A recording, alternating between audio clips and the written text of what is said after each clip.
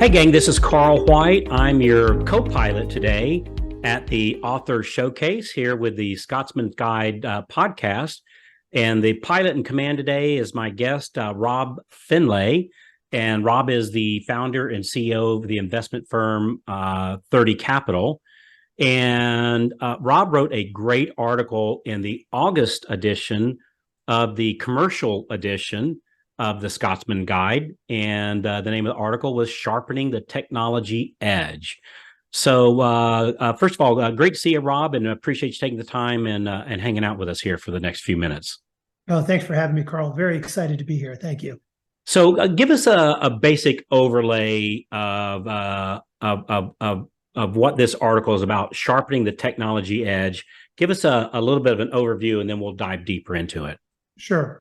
Well, I think it's the article, the goal and what I was trying to accomplish with the article is to help the reader understand how important technology and innovation is in making proper decisions for their customers. And this was really written for the benefit of mortgage brokers on the mortgage side to make sure that they realize that there's a lot of technology that's out there that can really help them do their job for their customer, the owner and operator. I like that. So well, let's kind of start there. So how do you see technology specifically benefiting the mortgage brokers and their relationship with their clients on the commercial side? How does it do it? So I think there's a couple things. One is I think technology and the appropriate use of technology can really help. And what I was talking about specifically was being able to show their clients things, right? And I think, to me, a lot of people right now are they need to see it, right? And so when you talk about things such as forward interest rates and rate sensitivity and all these things that are sort of like these nebulous terms that we hear all about, without being able to visualize it and see where it comes from, I think it becomes very difficult to have a meaningful conversation. And I think if you tie that into where we are in the commercial real estate space, specifically in the market where asset optimization is becoming much more important because where we are in the market, right? The past 10 years have been an amazing cycle for commercial real estate. Been able to buy properties. We've had rapid increase in rates or in rental rates and everything else. But recently we've had inflation on expenses. We'd have interest rates that are going out of control, and the bottom line is the volume in transactions has gone down substantially. Yeah. So it's really now the only way that people can really manage their assets is to look at debt optimization, and debt optimization is better used when using the technology that's out there to help demonstrate what the right decision making is. So how can mortgage originators effectively convey the importance of the technology strategies that you talk about here to their clients? How do they let them know how important this stuff is? Sure. So I think, once again, we put way too much emphasis on technology, right? So let's just, quite frankly, the value of the technology that I'm talking about is a tool to assist the broker, the advisor, to help explain and help show their reasoning, right? It's we're substantiating our thoughts and our theories. And I think that's what we utilize technology for. So in our space, one of the things that we do is we believe in matching from a debt optimization standpoint, is matching the property cash flows and the potential and the future cash flows along with the best debt strategy. Right. In the past, if I bought a property, if I was an owner operator in the past few years, I'd buy a property. My strategy typically was to do some type of value add, improve some of the units, turn around and sell it, make a lot of money. Now, because that market doesn't exist as much, right? You can't just buy it and hope that the market goes up. You really have to apply a best guess of being able to operate and manage the property, taking those cash flows and now matching it with the appropriate debt, right? So commercial debt has prepayment penalties. Commercial debt has all sorts of structures, whether it's interest-only structures, or is it floating rate, and is it capped, or is it hedged, and all these derivative products that go into the appropriate debt optimization need to be addressed. And that's where the technology helps. It helps accumulate all this information and be able to display it on top of property cash flows to determine really what is the best result. It's a bunch of calculations that go on in the back end, but the end result is a borrower can look at a piece of paper and compare 4 different loan scenarios and determine what is the best scenario for them based upon the expected cash flows of the property. Very interesting. So what is the learning curve for, for property owners and operators to integrate these technologies into their like existing systems? What kind of learning curve are we talking about here? I think it comes down to there's a learning curve with anything, right? And in particular, when you're doing something that is different than what you've done before. I think the nice thing is owners and operators are now at the point where they have to. So this isn't a want, this is a need. Owner operators need to understand debt optimization in order to survive. Mm-hmm. They cannot rely on the market. They cannot rely on crazy asset appreciation, asset cash flows, rental increases of 20% per year, and being able to have transactions that just happen every day. And so while interest rates are high, debt optimization and understanding this is a mandatory must have and must understand. But in fairness, they rely on people who understand it. And so I think that's the critical component of this, is that owner and operators need to go to their advisors, their brokers, who are paid to understand and know it. Yeah. So what are the considerations, like how do you know how to select which technology or which platform to adopt into the commercial real estate? Like what are some of the platforms, and how do you decide which ones? I think you go through and specifically look at what your need is, right? And I think that comes down to really researching and talking to people. I think that's one of the things is that really being able to talk to people who are in the industry, even if it's salespeople. I know people don't want more sales calls, but it is important to see what's going on in the market and trying to determine what exactly your real needs are. And I think by taking an honest sort of surveillance of your own needs, then you can sort of prioritize and sort of triage what's really important. Fairness, there's not a lot of options out there. So it's not like you have to research, 500 different solutions for this, right? There are a handful. I could probably count on one hand of the technologies that are out there that will actually help you asset manage and create asset optimization, as well as debt and equity optimization. Is there one in particular that it was like, Carl, man, if it wasn't for this thing, I wouldn't be where I'm at today? Yeah, I mean, that would be sort of self-serving. I mean, we at 30 Capital are real estate investors, but we also, for the past 20 some odd years, have built software to suit our needs. We apply a real estate perspective to all of our software and our technology. And while it's been companies such as investor management services that we've sold over to RealPage, or we've created entity management software through Entity Keeper and other things, our flagship program is Lobby CRE. And Lobby CRE is that platform that is a asset optimization, data and analytics platform, as well as a debt and equity optimization platform. So basically, it's the operating system for real estate owners. We also sell that product to mortgage and debt advisors to help them analyze their clients' needs. Yeah. And just as a side note, when you're the best, it's okay to be self-serving, just as an FYI. So, hey, do you have any case examples or studies where technology has drastically improved the operations of a commercial property? Any stories come to mind? Oh yeah, absolutely. I mean, there's numerous stories. I think some of them are very simple. I think one of the things that we look at, and we're very big proponents of, is benchmarking.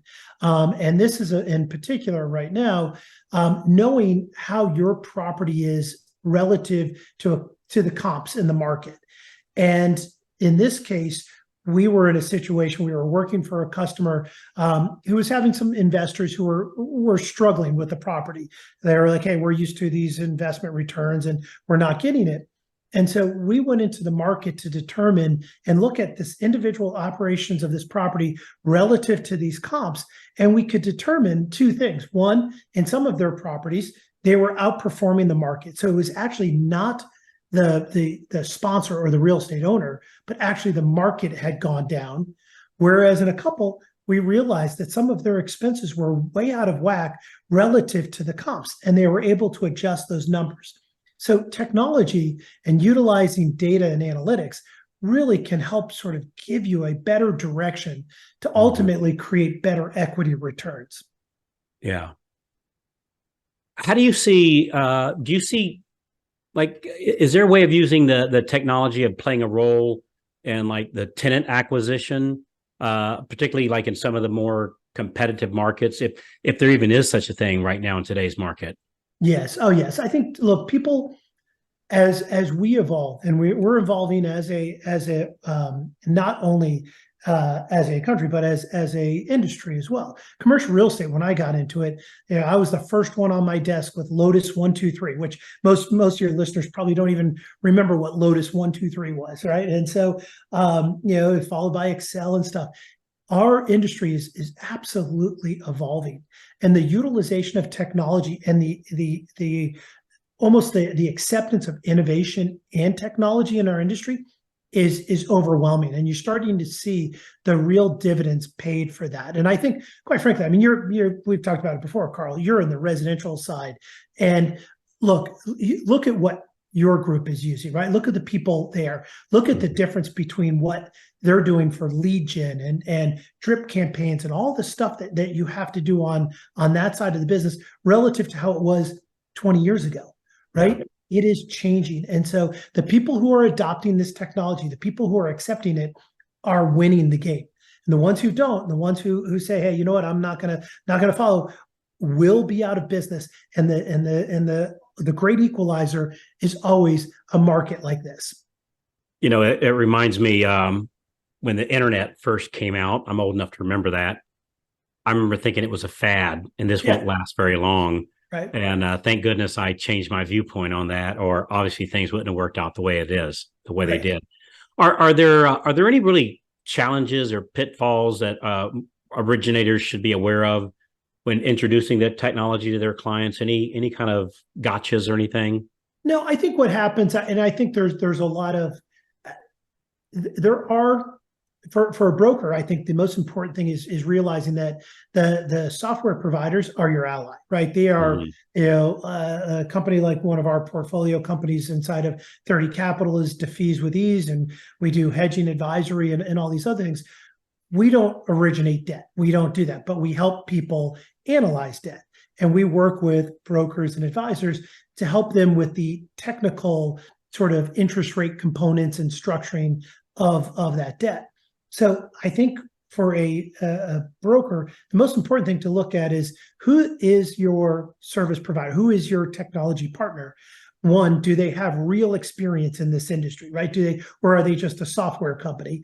And once they know that, then is this person, do they have something that I need to be worried about? Are they affiliated with a broker? And there are some out there that are, so you have to be wary of that. Yeah. Are there, how, like, say you have a mortgage originator, how do they stay updated on like the latest tech advancement, to take that information and advise their clients? Is there a source where I can like get more information about all this stuff? I think there's podcasts. There are companies like mine that focus and spend lots of money trying to go out and educate the market. I think podcasts are a great source, and our industry has become very good at sort of giving out information.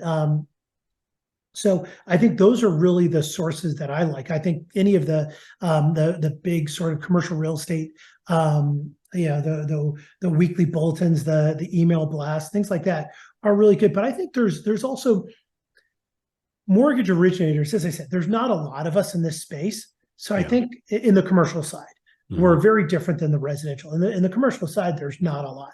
I would encourage the brokers to reach out and develop relationships with these organizations. We, as I said, we try very hard to get people to come in.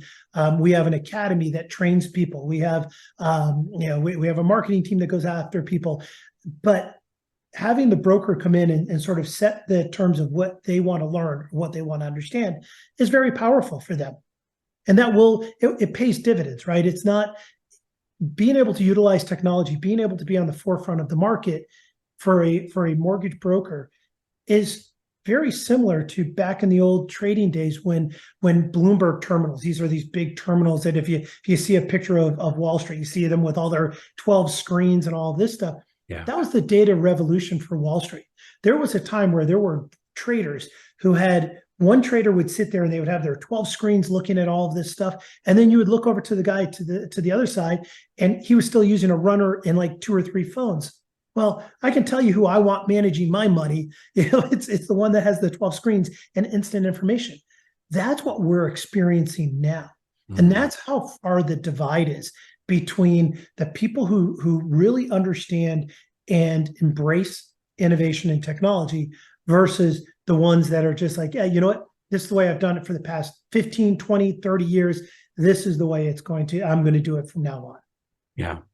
Good stuff, Rob. Hey, a couple more questions. What's next? Like what's anything on the horizon has you excited? Well, I mean, once again, being self-serving, I have just recently published my book. My book is called Beyond the Building. It's for innovation in commercial real estate. So it's a sort of a handbook on how real estate owner and operators, or quite frankly, anybody in commercial real estate can really use innovation to their advantage. And really been spending a lot of time on that, quite frankly, doing these podcasts and doing a speaking tour and working with our customers, as well as, once again, trying to deal with the same thing that everybody else is in commercial real estate and, quite frankly, real estate, dealing with this market, high interest rates, low transactions, expense inflation. We just got our insurance bill for Florida and Texas, and it's we've seen double, triple the price. And so it's hard. Right now, it's all about managing cash flow and asset optimization tied in with debt optimization. Which pretty much exactly what you talked about in this article, and using technology to do so. Hey, lastly, what's your message to mortgage originators that might be hesitant about diving deep into the technology aspects of the industry? What would you say to those people? You're going to learn or die. I mean, I really... Yeah. I think one of the greatest books ever out there was Who Moved the Cheese, or Who Moved My Cheese, I think it was. And, it was about people who just didn't want to adapt. And quite frankly, it's not an uncommon thing. I think Deloitte did a study. It's like 70% of people in an organization don't want change. And change is hard, but you have to realize, do you want to or not? And I think there's safe and easy ways to do it. You don't have to go full in. I think people want to help and understand. I think even salespeople, yes, they have a ulterior motive, but quite frankly, you can get information from them and make your own decision. Yeah. Anything I should have asked you today, Rob, that I didn't yet? No, I think we're good. I think we've got the really sort of the key points, which is the market is evolving and changing. The market is difficult right now, and you need to use every bit of help you can in this in this market. And technology is really proven to help people not only on the asset optimization side, but on the debt optimization side. And if you're a debt advisor, a mortgage broker, you really need to understand that debt optimization, but how important it is to match the debt with what the expected cash flows of the property are going to be. And that's where tying the two together, technology can easily put A and B together and give you the result of C that you're looking for, and really be a benefit to your client. Love it. For our listeners, I really recommend, it was a great read for me. And I'm historically on the residential side, as we mentioned here. This was a great read for me, and it was eye-opening. So it's the August, if you're listening to this, the August 2023 edition of the commercial side of the Scotsman Guide. And the article was called Sharpening the Technology Edge. And by our pilot in command today, Rob Finlay, who, by the way, is actually a pilot. So I thought that was interesting too. So hey, Rob, just in closing, give us like a little 30,000-foot view of what 30 Capital does. Sure. So 30 Capital is a real estate investment advisory shop. We focus on typically the mid-market of commercial real estate, and we provide technology, capital markets, and investment strategies to organizations in that segment. Yeah, very good. All right. And if somebody wants to reach out to you, Rob, what's the best way to do that? So they can reach me at rob.finlay@30capital.com or robfinlay.com. Very good. Rob, thanks again. I appreciate you being here today. And for our listeners, thanks so much for listening in to these interviews that we do. And myself and the team over at the Scotsman Guide would like to thank you for being part of the family here. And we appreciate you forwarding this episode to 3 of your favorite loan officer friends. They'd appreciate it. And I would definitely appreciate it. So thanks again. And we'll see you on the next episode of Author Showcase. Thanks again, everybody. Bye-bye.